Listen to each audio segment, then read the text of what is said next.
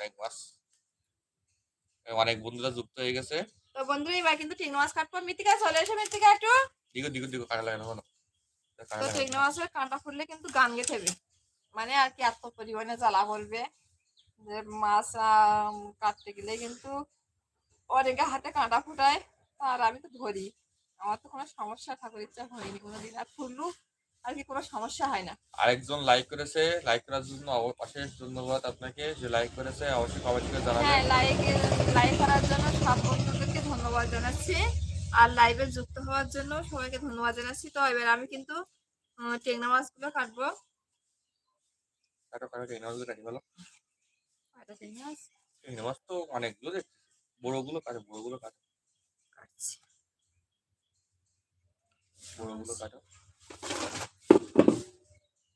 এই দেখেন টেনে মাছের সাইজ, টেনে মাছের কাঁটার মতো বেশি কিছু নেই, শুধু কাঁটাগুলো কাটি ফেলে দিও, তাই না? আর ওদের তো আর ছাল ছাড়ানো লাগে না, মানে হাঁস ছাড়ানো লাগে না। না, প্রথমে এই টেংনা মাছের এই কাঁটাটা কাটিয়ে দেবো। এটা কেটে দিলাম, একটু মাংস বাইরে দিলে ধুতি